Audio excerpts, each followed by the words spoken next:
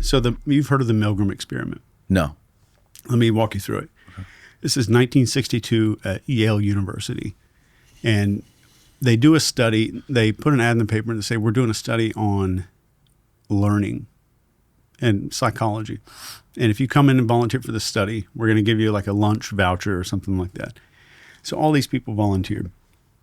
So let's say you're doing the study and you take it and you go up in this hallway, you meet this guy, the guy in the lab coat, and there's another volunteer there and you draw straws. The other guy draws the learner straw and you draw a straw that says teacher on it. And they say, all right, you're going to sit down here and I'll summarize it. But the guy's in the room next to you with the door shut, and you're going to sit down at this machine and you're going to read this quiz. And for every question he gets wrong, you're going to shock his ass. You're going to deliver an electric shock. So you walk in there with him to begin the experiment. You watch him getting strapped down into this machine. And they even let you test the shocker on yourself. I have heard of this. I read about this somewhere. Yeah. And every time they get a question wrong, you shock them. But not only that, you're going to grab that little knob and move the voltage up. So if you move the knob all the way to the far right, it says XXX danger severe shock. So you start the experiment. The guy says he's got a heart condition, and you can hear him screaming when you hit this little shock button through the wall. You can hear him go ah. You can hear these little screams, and every time you're moving it up, and sooner or later he says, "I don't want to do this anymore. I don't want to continue. I'm out of here. I have a heart condition. I told you I had a heart condition. I want to leave. I want to stop right now." And all these people would kind of like turn back to the guy in the lab coat, like, what do I do? And the guy in the lab coat almost every time would say something as simple as, "It's important that you continue," or "the experiment requires that you continue." So they keep going and keep going and keep going. They're up to like 300 volts now. And at around 350 volts, every sound in the room across the wall stops. No more sound. And they shock. And then he stops answering questions altogether. There's no response to these questions because he's pushing this little button that indicates like A, B, C, D. And you turn around to the guy in the lab coat again. The guy in the lab coat says, "Any non-answer must be treated as an incorrect answer. Please continue." And they kept going. And they kept going, shocking what they assumed, which was an actor. The other guy in the other room's an actor. Mm-hmm. But they assumed that this is a real person. They're suffering and maybe unconscious at this point. They wanted to stop. They asked to stop. So before this experiment started, all these psychologists got together and they said, how many people are going to go through with this? And they said 0.07%, I think was the answer. They said anybody that would go through with this is a psychopath and wants to hurt other human beings. So the experiment concluded 67% of people went all the way. All the way. And 250 volts is enough to kill you based on amps, but 100% of people went up to 250 volts. 100%. Wow. And it's been replicated so many times. It's been over and over. People have replicated it in different environments and different changes. Some of the experiments, they physically made the participant hold the person's hand down on a metal plate that was shocking them. And they went back and they said, this is a study of obedience to authority, because this was during the Nuremberg trials going on. And with all of the former Nazis saying, I was just following orders. I was just doing what I was told to do. Right. So Dr. Milgram, his parents were Jewish. He does this experiment. Will people just do what they're told to do? And they thought that this was all about authority.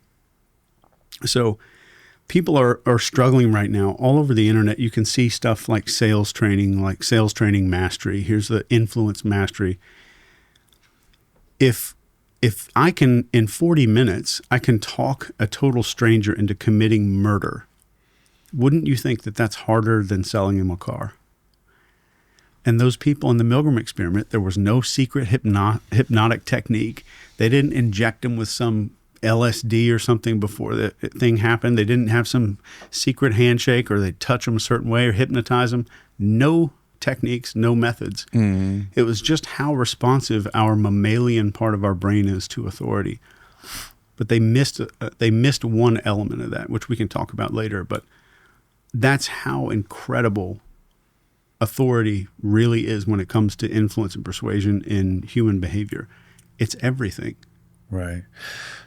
Now, that leads me to a little bit what we were talking to before we started recording this podcast, talking about certain folks that see things going on in the world and automatically assume that this thing is some sort of psyop, right? Or some sort of psychological, like, for example, the guy Crooks, I think his name was, that tried to shoot Trump and got killed immediately afterwards, and then gets his identity scrubbed from the internet. Like, or you even have the guy who just murdered the healthcare CEO 2 weeks ago or a week ago, whatever it was. So many people love to jump online to immediately, like, this guy was a Manchurian candidate, or this guy was somehow co-opted by somebody in intelligence or the FBI or whatever and manipulated to do this. And it makes a lot of sense, and it's easy to draw connections to that kind of thing. But how much of that do you think is real or that goes on today in this day and age? I think it probably still goes on. But I want you to, here's what the mistake a lot of those people will make, and I hope I don't piss them off by saying this, but it's not about the technique. A lot of people think, oh, you need all this training. I'm going to inject this person. I'm going to do secret messages into their brain using some machine or something like that. If I'm an authority in a person's life and I say, hey, man, you know what you need to do? You need to go do that. You go do that thing to that person. That's all it really takes. Because it's not about the right skills. It's about the ability to select the right target or to select the right candidate to perform the action. This goes all the way back to Bobby Kennedy, RFK's dad, right? And who was killed by a guy named Sirhan in San Francisco. And I believe that was on purpose, and I think that was very heavily influenced. I think he was influenced. He has no memory of the entire event. I went to the prison to sit down with Sirhan a few years ago. I booked a flight, got a hotel, had all these forms filled out, walked in the front door, handed over my driver's license to sign in and all that stuff. And they said, he's sick. He's not feeling well. He's sick. So I never got a chance to talk to him. But if you just look at it in terms of, am I selecting the right person to do this? It's 1,000 times easier. And you don't need some giant agency who's doing this. It's often not some agency. It's usually a group of people with a special interest.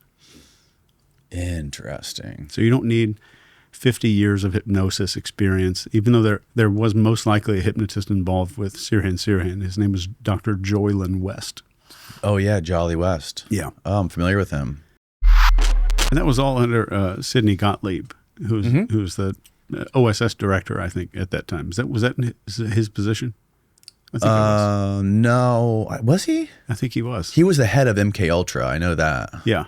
But I think he ran that and Hoover was kind of a sideways involved in that. And I have I have the digital copies of all those letters between him and this guy named Dr. George Estabrooks at Colgate University, who were involved and had developed a plan, which I don't think has ever been released by the government, but I found it in Dr. Estabrooks' personal effects and his files. And I'll send you a copy. You can put it in the show notes if you want to. But they had a plan to hypnotize, and Dr. Estabrooks was a classic hypnotist. But he says, I could split someone's personality in such and such amount of time and make them do anything. I can make them forget who they know. And he says, I can do it to an Army officer. Here's the step-by-step guide. I'll send you all of this. I'll even send you the step-by-step guide that he produced. Do you remember any of it? The steps? Yeah. Oh, easy. Yeah. What was it? Well, wait, let me finish this really quick. So the guy has this plan sent off to J. Edgar Hoover involving this other guy named Dr. Milton Erickson, who's like the grandfather of hypnotherapy. He's the reason that hypnotherapy is accepted by the American Medical Association. So, and this other person, Margaret Mead, who's involved right now. And they have a plan to capture and hypnotize a German submarine captain. give him a split personality, send him back into his own harbor where he'll torpedo all of his own ships. And this was a legit plan that they were working on. They had all these steps laid out. So they've been doing this for a long time, a very long time. Wow. So what You are the steps of splitting somebody's personality. Steps are easy. So I'll give you the more advanced version because that was kind of rudimentary what they had back then. Mm-hmm. But I'll give you the documents to put in the PDF or whatever in the link down below. So our personalities are very fragile, and most people don't realize it. And if you have an authority figure, you can split a personality. So let's imagine that I'm a psychiatrist or a psychologist, and you come to me and you say, "Hey, I've been having this anxiety, or I've been having a little feeling of depression or loneliness or something." Mm-hmm. And I say, "Well, have you ever had a instance where one part of you wants to do one thing and the other part doesn't really do that?" And 100% of people are going to say yes to that. 100%. But you'll say, actually, when it comes to like cheesecake or something, I don't want to eat the cheesecake because I know it's going to make me fat, but I'll go eat the cheesecake. We'll take it as a simple thing. And I'll say, all right, so what if that part of you had a name, what would the name of that part be? And you're like, oh, I don't know, Michael. And you made up a name. I'll be like, all right, so let's go back and forth. Like, what does Michael want? Okay, Michael wants this, but what does Danny want?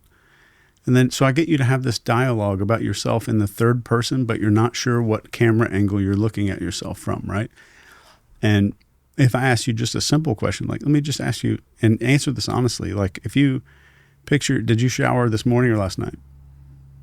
Last night. So you just look up and to your left. So you pictured yourself in the third person. Yeah. Why did you picture yourself in the third person? Who was observing you? Do you think that was Michael? So I start going down this path of doing this, and then I say, you know what? I think the best way to clear this up is to give you the standard exam. This is the standard psychological exam for multiple personality disorder. And hold on. Whoa. So the exam I give you. You might think I'm lying to you because my hair's wet, but I jumped in the pool before I came here, so that's why my hair looks wet. I'm not lying. I'm sure you can tell if I'm lying. So I give you this exam, and it's totally made up. It doesn't even have to be an official document. And let's say it's got 10 or 12 questions on there. Do you feel like this sometimes? Do you feel like that sometimes? Do you feel like that sometimes? No matter what you score, I say, wow, you're in the 99th percentile for having a multiple personality disorder. And the best way that we can deal with this is to allow those parts of yourself to have a conversation with each other. So just a doctor misdiagnosing you creates a split. Wow. That's 30 minutes. That's not even the hypnosis yet. And then we get into hypnosis, and hypnosis is proven to work. Dr. David Spiegel at Stanford University is probably the premier researcher for hypnosis. And if I just get into the hypnosis part, I'm gonna just essentially, like I'm hammering a wedge down into a log to split that log apart. That hypnosis is just going to go in there and kind of push this wedge and allow those two beings to get further and further and further apart. Let's identify this person's personalities, their traits and their desires in life and what they want. Let's go to this one. Let's see what Danny wants. So why don't we have Danny and Michael have a conversation really quick? Or would you like them not to talk to each other? So we just start getting, the moment you step down this road, you're creating that part. Wow. So they actually use this for therapy. And a friend of mine, Dr. Richard Nongard, wrote a book. I think I wrote the foreword to that book, maybe.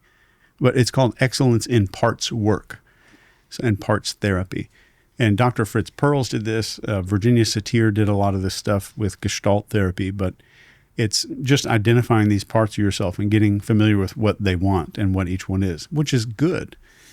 But the moment you start getting into it, and when I tell you it's pathological, or when I tell you let's say if I was a hypnotist and I didn't have the psychiatric authority and stuff, I could say, you know what if you had a helper in your life who could do things for you?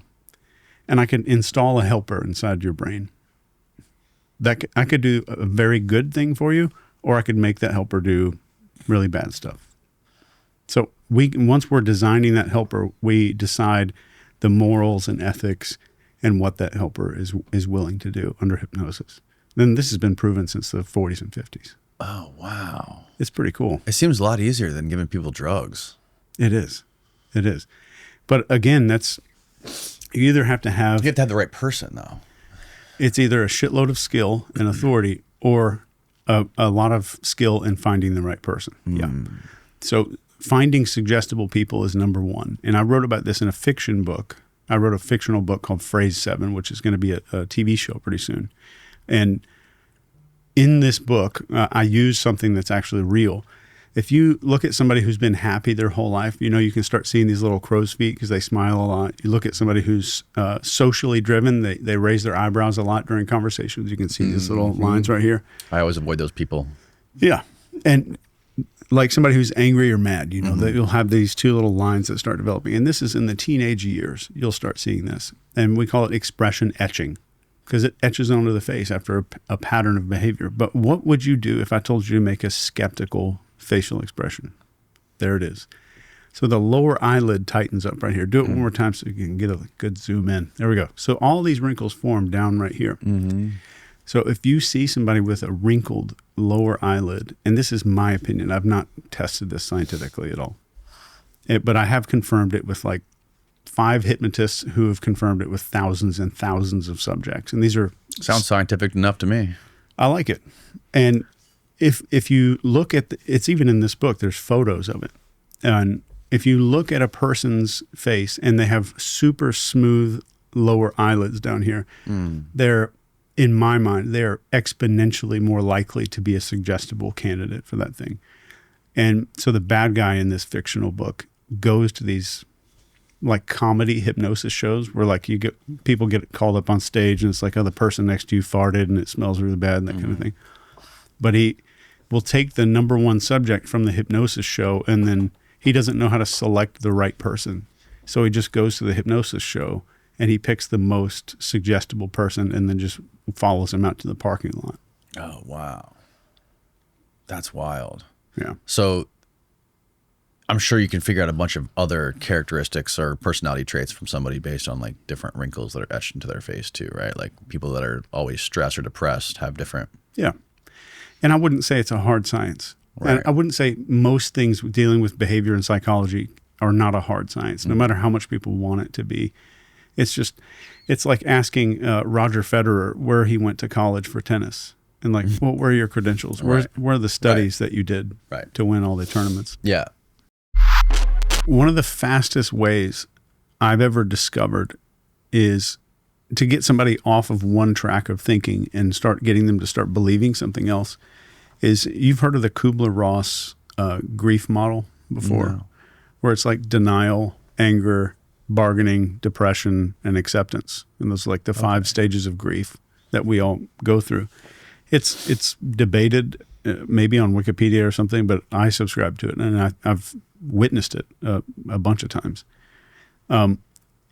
Conversationally, you can walk someone through those 5 stages of grief without them even knowing that they're going through that process and get them to like relinquish control over like a previously held belief or a previously held, whatever you want them to get rid of. And it is so fast. And I've used it in interrogations before, and I've used it in just situations where I want to get somebody's mind to change on anything. So if I think of something like you have a belief of X and I want to change it, like you're holding on to this belief. Let's say I'm a door-to-door sales guy and I'm selling you solar. And I want to get you out of the mindset that like solar is for X number of people or this type of person. All I have to do is get you to denial. I say 1 or 2 things to get you angry. Then I start talking about like the different options that you have and get you into a bargaining mindset. And then talk about how all of your options are limited and like everything is so far out of our control and like push you into depression. And then I get you into acceptance 1,000 times easier, 1,000 times faster. So one of my clients owns a solar roofing company out on the West Coast, and he goes he owns a company that goes kind of door to door. And I gave this to him. I didn't know if it would work in this situation, But they use this in door-to-door sales now, and they can just not wipe it, but get someone over their emotional ties to something that they held previously. Wow. It's a fascinating thing, just identifying that grief cycle. And then I'm not just looking at it as a psychologist or a psychiatrist and like, oh, this is what humans go through. I'm looking at it as like, oh, that's what humans go through. Why don't I just make you go through it and get you out of something that you used to be in? Interesting.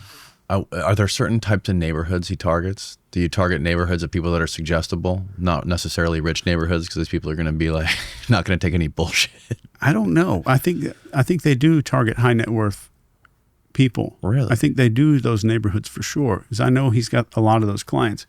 Man, he's the most interesting dude ever. You should have him on the show. I don't know if he would talk about aliens and stuff, but he's a cool dude. But that grief model was so powerful in understanding, what shapes our behavior and what can change our behavior. Because all the evidence, everything that you need to know is out there. There's all these studies of like, this is how humans process this. This is how humans respond to authority, like we talked about. Mm-hmm. But even more important than that is, if we could kind of get on this influence train for a second, and this goes back to all this conspiracy stuff and how people get wrapped up in it, is everything that you look at, like if you search YouTube right now for influence training or persuasion or how to have confidence or charisma, fill in the blank, whatever you want, they're going to teach you how to change someone's thoughts and ideas. But if you can get down to the mammalian brain, now you're changing identity.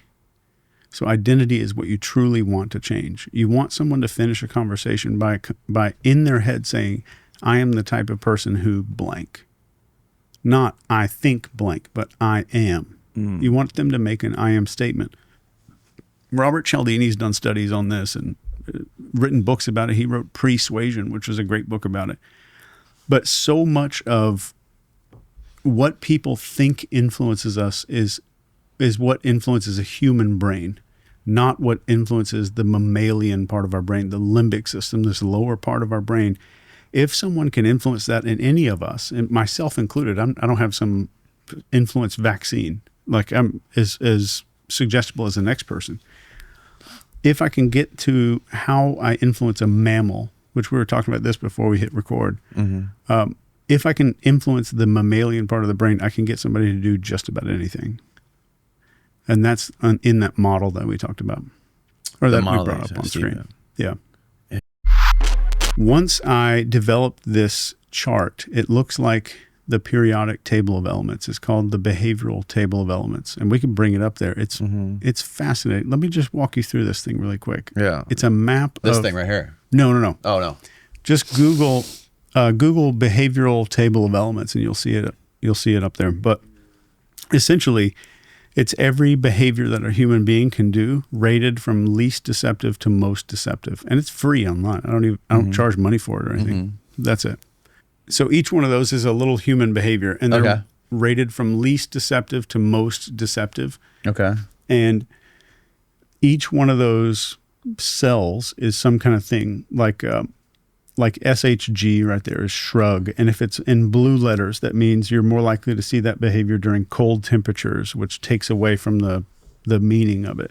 So this is like the ultimate one-page guide to reading a human being. This is all of our behavior.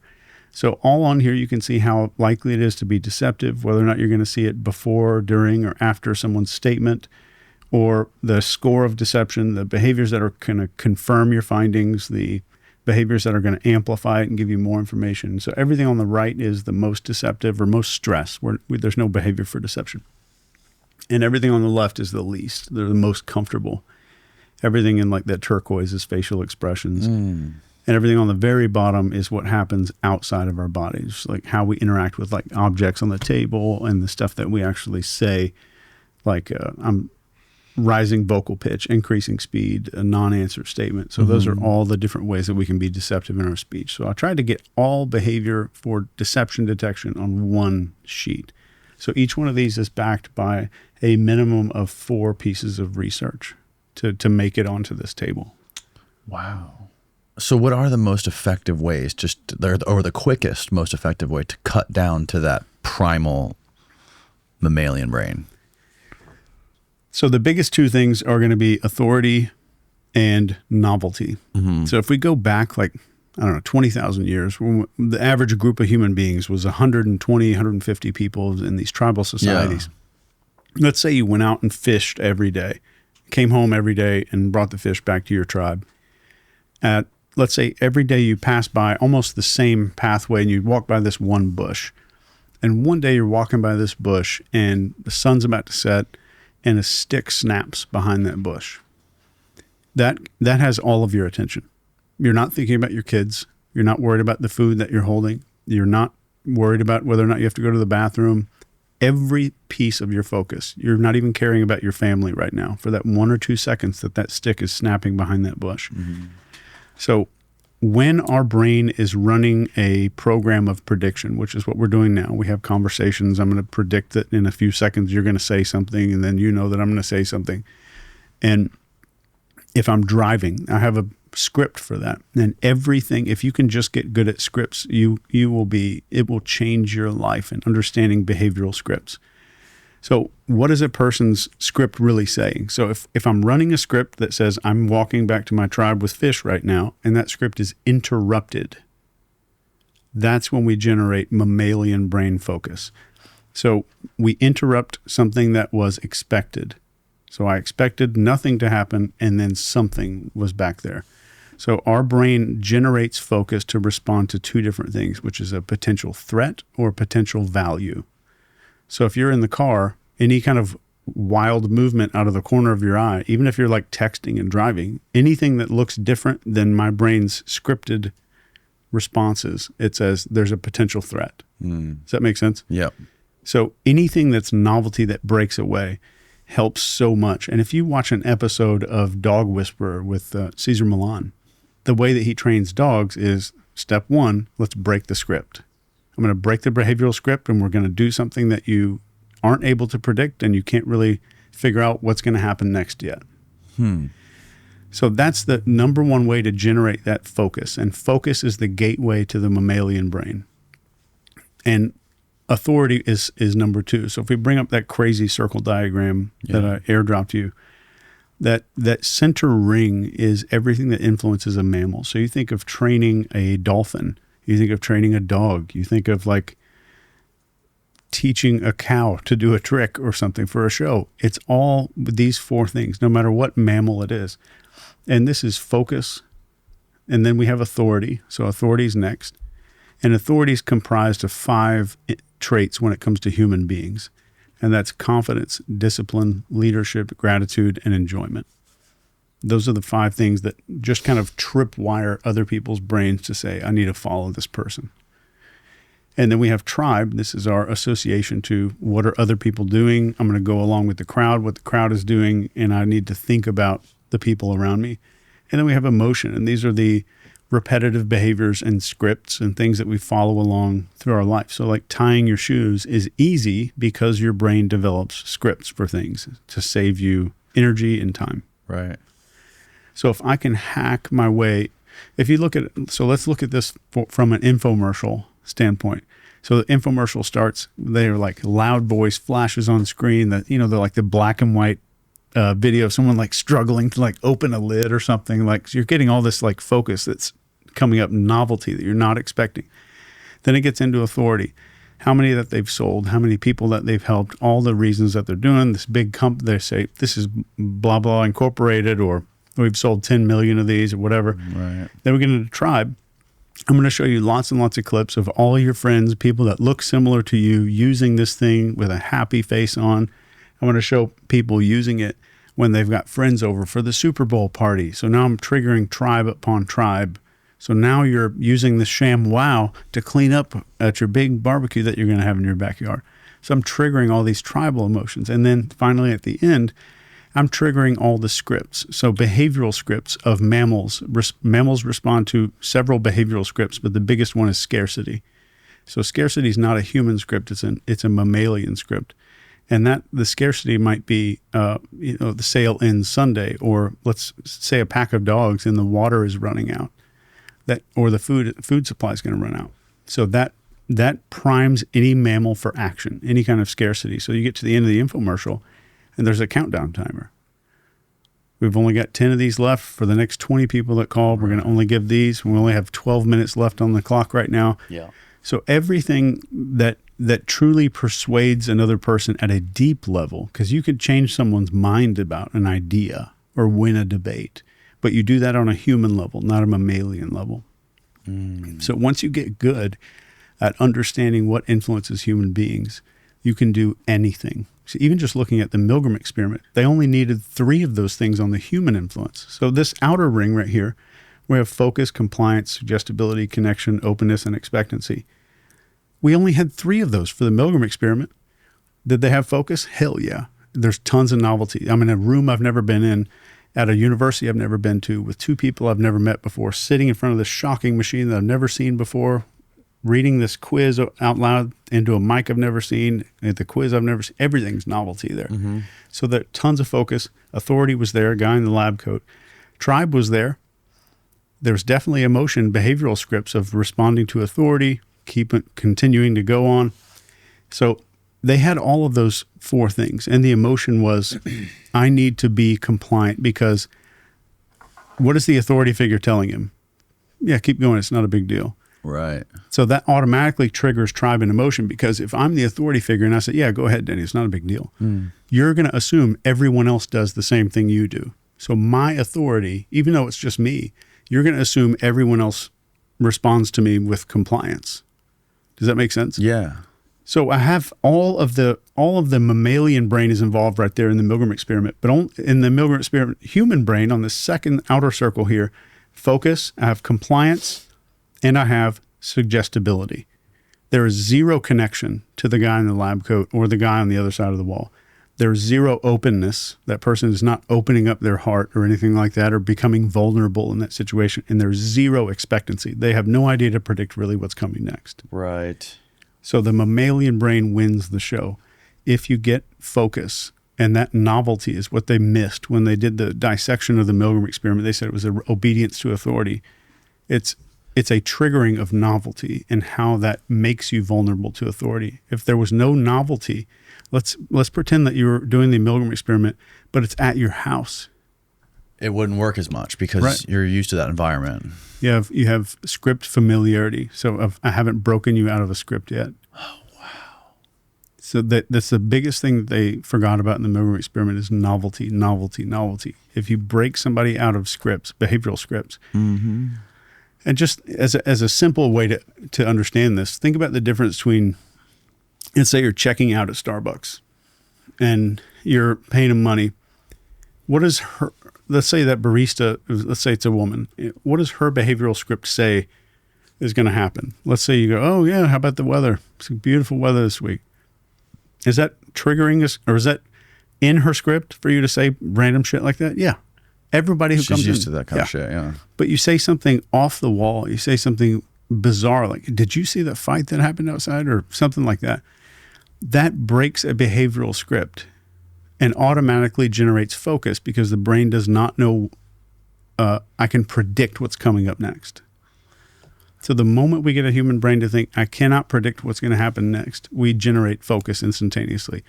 And during that slight window of focus, even if it's a tiny window of focus, your level of authority comes through, like, hey, and then you start doing something that, with that confidence, discipline, leadership, gratitude, and enjoyment, those 5 traits, you start exhibiting those 5 traits during that, and then you have authority. And then tribe and emotion are really easy. Those are just behavioral scripts that you can hack into. What was that model you were just telling me about? Fate, F-A-T-E. The fate model. Yeah, Okay. focus, authority, tribe, and emotion. Okay. And that will dictate whether or not you're successful. And I mean, we have AI coming up. We've got economic stuff that's going on. But if you go back to BC years, this is what determined your ability to leverage this stuff, was what determined whether or not your business succeeded, whether or not you got elected in political offices. Mm-hmm. I don't think this AI will never replace having human skills. And there's a lot of people that want that. I think there's an obsession with scripts nowadays, like where they're like, what do you say exactly? Because there's even books, you go on Amazon, it's like exactly what to say. There's books that are titled this, like what to say when, blah, blah, blah. Just for like normal everyday social encounters? Yeah. What to say. So I had so many clients that come to me because I'm anti-script, and then they get into my inner circle. I have this like a kind of an elite coaching group that we meet every week on Sunday. And they all secretly are like, hey man, so what's the script? So they still get it. They still have that like obsession with scripts, which I did for a decade or two, working with influence and trying to figure out how people are convinced to do things. And everybody focuses on what do you say? What do you say? So here's the question that I would pose for any of those people that are wondering if I need some script for something. If I have let's say this is a flight checklist for a Boeing 737. Me pushing this over to you and you taking possession of it does not make you a pilot. Right. Let's say I have a perfect sales script that, let's say I spent $10 million developing the most amazing sales script that's ever been invented for any company you can think of. And then I take that perfect sales script and I give it to somebody with social anxiety. They're not going to sell. It has almost nothing to do with the words that you're saying. And that's a mistake. I train sales teams all around the world. Yeah, it's bottom up. You can't do it top down. You can't just you can't just look at the manual and read the it has to come from experience, right? Yeah. So what they'll do is, and this isn't just sales teams, this is psychology research does this. And if you look at behavioral research does this. Sales teams will do the exact same thing. Who's the top salesperson? What do they say? Let's write down what they said and give it to Timmy over here. And then Timmy's like, hey, I'm going to read the same script that John has because John's the top sales guy. None of them realizing that person has the ability to generate focus better. They have more authority, which is that confidence, discipline, leadership, gratitude, and enjoyment. Those 5 things.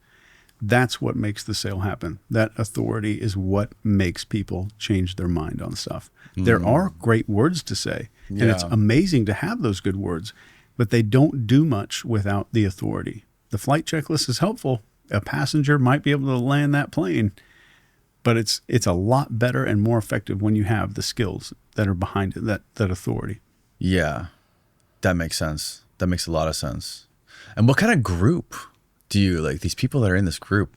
Because there's another thing too, there's that, right? There's the idea of, or there's the practice of wanting to manipulate behaviors and get people to change their behaviors. But like, there's something behind that. Like, what kind of person is hyper obsessed with wanting to change people and manipulate people, unless they're some sort of government operative or salesperson? I think it's people that own businesses that want to be better leaders. And just learning all of these techniques makes you a better leader in general, especially if you have empathy and you're like a decent human being. Is that a foundational trait of human beings? What's that? To be leaders? To want to be leaders? Is that like a primal instinct? Like on this like if you go deep into the brain, is that like one of the foundational drives of human beings, do you think? It's one of them. To be followed and be revered? For some people. I think we have, there's a few different needs that we strive for in life. We have significance, which is people that strive to be significant. We have the approval people that my whole life I'm striving for some kind of recognition or approval. We have acceptance people. These are people that thrive on tribe. I need to be belonging and part of something. Mm-hmm. Then we have the intelligence people. I need to be seen as smart. We have the power people. I need to be seen as strong or powerful. You'll see a lot of this posturing kind of behavior like that. So you'll see power people and significance people both rise up into leadership positions for very different reasons. One for legacy and one for self-gratification. And finally, we have a pity. So those are the 6 basic, and they're basic, but 6 basic things that we need to feel from other people. I can't feel significant unless other people confirm it. I can't feel intelligent unless other people confirm it. So those are the 6 needs we need from other people. And when it comes to that, like when you see significance-driven people, that's mostly what's in my mastermind. I've got politicians in there. I've got psychotherapists and psychiatrists in there. There's people that are psychiatrists coming to learn these skills to talk people out of suicide or self-harm or get somebody to kind of walk their way out of an eating disorder. There's a lot of different people in there. Then again, there's some people in there that are just, I've got a guy in there that is I don't remember what he's some kind of stage performer. He does some kind of magic or something like that on stage and wants to know how to like manipulate the crowd better to make the show better. Right. So I think when people say manipulation, it's like saying a scalpel is bad. It's only bad if I stab you with it. Like I can also save your life with a scalpel. Right. So what we do with it, the same techniques that a cult recruiter uses to talk somebody into joining a cult are, and I've studied these, are the same techniques that a hostage negotiator uses to talk somebody off of a ledge or a suicide crisis hotline operator uses. Interesting. So I need to capture this focus, get the authority in there, and just walk this person back into reality. Yes. That's why I've had a lot of former Scientologists on this podcast, being that we live in the literally world capital of Scientology. The like flag building of Scientology is less than 5 miles away from here in Clearwater. And one of the main hooks to get people into Scientology, which I think is a super beneficial learning lesson and has value for people, is that Dianetics book, which teaches people, I don't know if you're familiar with it, but there's this book that L. Ron Hubbard wrote. You read it? Yeah. It's great. It seems like a great way to get rid of all the negative influences in your life and become a better version of yourself, right? Yeah. But then once you get beyond that, that's usually when the sinister, manipulative things come into play. That's how you hook them into the cult, by dangling that carrot or that shiny fruit up front. And then you figure out how to capitalize on somebody after that, once you get them in the door, so to speak. Yeah, I think a lot of cults work that way, where like, here's some beneficial stuff that can change your life, and you get into that, and you're like, "Wow, I'm starting to see some benefits." And that's why there's so many successful people in Scientology. Yeah, is because of that. I mean, that's a super way. That's a great way to like optimize your life, or if you have a business, to like. Scientology published a series of books back in maybe the 70s called Success Through Communication. And they're little blue books. You can find them on eBay, but they're fabulous. They have great techniques in there. But then, like, I guess I don't know much about Scientology, just to put that out there. But I guess there's some point where you get all this confidence, like you get more confident in your life. You're starting to like, I'm more in charge of the world around me. You kind of get that feeling. Right. And then they're like, okay, we're going to walk through this door, and now it's time to talk about aliens. Right. Like Xenu, the galactic overlord. Yeah. Right. So I never got that. And I think there's so many techniques in Scientology that were copied by the CIA on paper. L. Ron Hubbard invented this thing called the Alice in Wonderland technique. We need to bring this up on the screen. Find it, Steve-O. I haven't heard of this one. Did you know about the story about how David Miscavige, he's the new leader of Scientology, he's literally had thousands of his members file civil lawsuits against the IRS, and that's how they achieved their status as a actual religion to get tax exemption. Yeah. The IRS just couldn't handle all the lawsuits. They overwhelmed them. Yeah. All right, what do we got here? Okay, which one of these are we looking at? Yeah, TR4. The coach, okay, TR4, Dear Alice. The student reads several lines from Alice in Wonderland to the coach as if they are saying them themselves. The coach then acknowledges or flunks the student based on how clearly they communicated the line. Yeah. Other training routines in Scientology include independent book study, cooperative activities. Okay.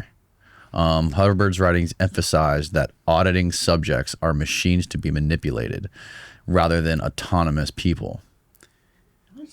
So the line, go right down to that Reddit thing.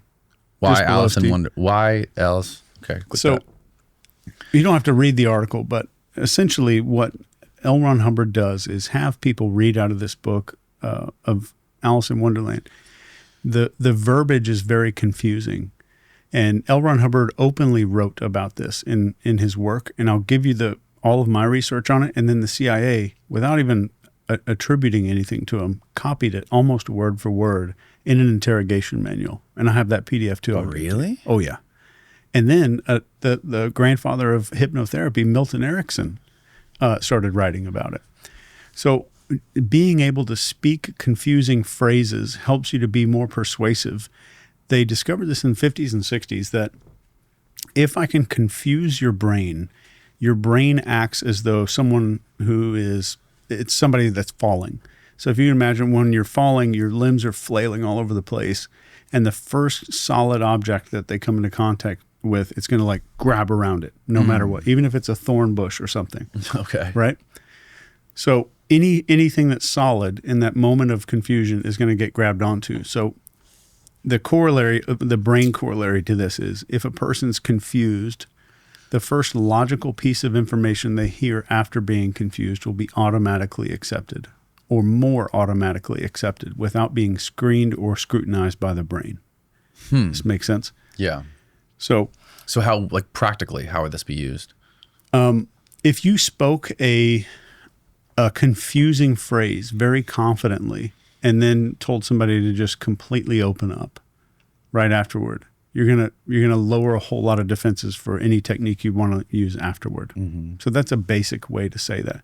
So an example would be, and you know that this is a confusing statement, but if we're in a conversation and I'm speaking in a really confident way, and I said something like, how different would it be if the same thing started looking now like it wouldn't change if nothing else really did? And you could just get completely open.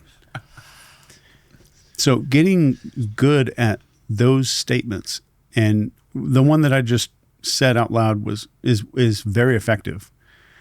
And you can try this out. I've had people that are in my coaching group use this on stage in large groups of people. And I think some of them have used it to do an upsell before. But you can tie a logical thought at the end of a confusion statement, and getting people good at being confusing is good to make them more powerful communicators. But the auditor, I think, is what they call the person that reads things to the subject across the table, is using those confusing statements and inserting those things afterward. And it's in the textbook it's more of a pamphlet of success through communication.